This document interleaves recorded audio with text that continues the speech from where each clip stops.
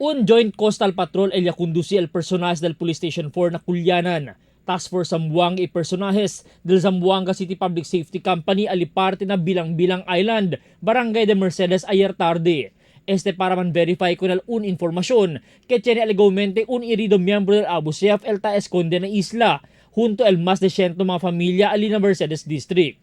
Asigun pa con el commander del Police Station 4, Chief Inspector Elmer Solon. Apenas pa lang sila atraka na lugar.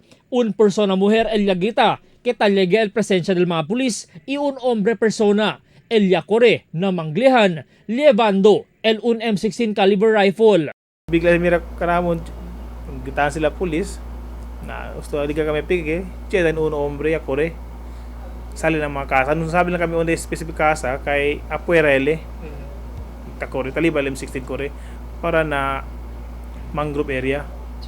So ese apasita, ngay talkansa, na mirale kay mucho tropa, butali ko na M16. Por causa de full battle gear al otoridad ta conduci con el operasyon, ya puede kanila man una el alagaw target del otoridad, rason para puede escapa na malodo parte del lugar. Pero ya puede deja con el su armas que un M16 modified rifle American made. Asigun pa konsolon, ya tormenta sila entra na lugar, siendo ben malodo el lugar onde sila tapasa, adentro del 4 km desde Mercedes para man verify lang con el report. Yan, anata na area, ya check kita. Na ngay taman mga indicator kay ni wounded. Check taman kita gente ya mandaman kwantamen na ida kanaton. So ngay wounded alya. Nuay pa asigun klaro informasyon, si el target tabus ka sila, siendo na report kay herido Nuay sila pwede nota na persona kita eskapa, que tiene mga herida de tupada del bala ng cuerpo, que posible asigun niya tiene lang miedo, siendo ta karga un M16 rifle, que posible nuay mga papeles. Ya koordina ya aura el otoridad con mga personas del Task Force Zamboanga ng mga isla del ila AOR para vigilando tiempo.